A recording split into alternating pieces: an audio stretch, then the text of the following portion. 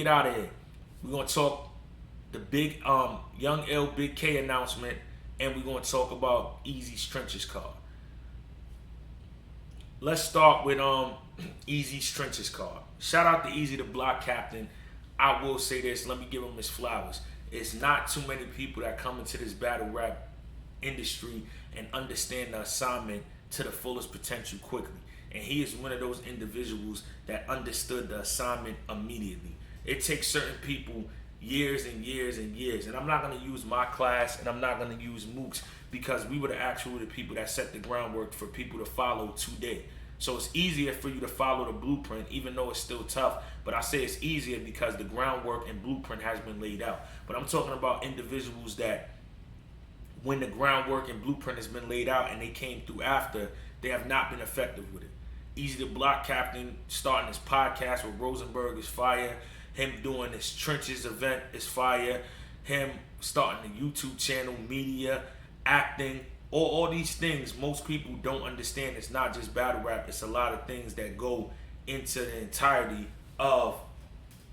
Nigga Kobe said only took him 10 years. But I'm saying, yo, listen, man, it's not about when you get hot. It's about getting hot in general. So I'm saying since the moment he got hot, he's fully capitalized off of his momentum and hasn't slowed down at all. So, you know what I mean? I love the card. Philly versus New York. That's like one of the first rivalries in battle rap, in the original battle rap. You know what I mean? When it was Reed, Rex, and NH, all that shit going on. Young Hot versus Mook. So, like, to bring that rivalry back, do it in Philly, and then, you know what I mean, keep the theme of classic, legendary Philly niggas going against New York niggas is crazy. Hollow Man versus Head Ice is wild. Like, I remember watching Hollow Man as a kid, so to see him even come back and, you know what I mean, battle in this current time, I'm interested to see it. Head Ice, we already know what Wolf do. Wolf is one of the illest talkers, especially coming from Harlem, which was, you know what I mean, like, considered the mecca of New York, because that's like where the most battle rappers actually came from. So that battle's crazy. Reed Dollars, back after he did his crazy performance with Eazy, now he's going against P. This shit is crazy, you know what I mean, off the simple fact of, like, this is just real. Like, P was battling when Philly and New York was originally happening, and so was Reed, and so was Hollow Man and Head Ice. So these two matchups is like old school Philly versus New York, but we getting to see it right now. So I think that's insane. I battle that energy that be giving when he battles is high intensity. Like, that nigga's gonna go. He's not gonna stop either. He's just boom, boom, boom, boom, boom, boom, aggressive, hat on, like real New York battle rapping. Reed, we already know what he does, man. That nigga's 5'4", feel like he's 7'2" when he's in your face, barking on you, rhyming, being aggressive, hitting them flow patterns and pockets. That battle's crazy. So they 2 for 2 right now. Then they got K Walker. Who's K Walker battling again? Show Up versus Rosenberg Raw. No, it's Mike P versus Rosenberg Raw. Mike P versus Rosenberg Raw is insane. You know what I mean? Shout out to Mike P. I seen this situation with URL. I hope that shit gets worked out. But seeing him represent New York is fire because, like I said, it adds diversity to the card.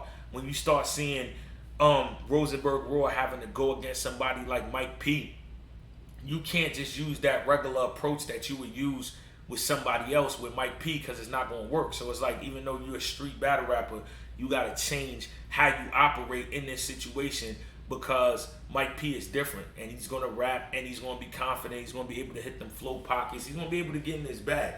That's what Mike P does. Mike P is, you know what I mean, one of them niggas. So I like that battle with Rosenberg Raw and Mike P, and I feel like that's a new era Philly versus New York. Because, see, I like the diversity with the card. You know what I mean? Like, you don't want to just get one set of rappers, and you don't want to just get a bunch of battles that should have happened a long time ago. You want to mix it up. So you got Reed and you know what I mean? Classic New York versus Philly. You got Head Ice and Hollow Man, classic New York versus Philly. But then you bring some people that came in after that era, like Rosenberg to represent Philly, and some people like Mike P to represent that. So that's a good third fire matchup. K Walker versus Show Off, another one. If we talk about who's been representing Philly, I want to say harder than anybody. I'm not talking about popularity. I'm not talking about who gets the most views. I'm talking about holding down the city, keeping the city united, showing support, pulling up for people, being in interviews. There's nobody that embodies Philly right now that's a battle rap artist more than K Walker. That nigga's at Eazy battles, Rosenberg Raw battles, Reed battles, Cassidy battles, anything that gotta do with Philly, K Walker is, you know what I mean, available. So shout out to K Walker. I love this battle. Show off. You know what I mean? He's been around for a while, but like I said, you added diversity to the card because he's a newer New York battle rapper. And I think them two, they about to have some wild back and forth conversation. Like K Walker, he's consistently been getting better, and I haven't seen show off, you know what I mean, in his bag in a while. And what I mean by that is like in a bad period. Like I haven't seen him battle in a long time. So I think that battle is gonna be insane, man. Shout out to K Walker, shout out to Show Off. And K Walker actually had the bar of the event at the last Trenches card. So I'm interested to see what he does on this one. Like he had bar the event versus Riggs. So I want to see what he pulls off on this one. And then right, what was the last announcement? Or that's the only four, right? Am I bugging? He still got one more, but we ain't see it yet. Or did he drop it?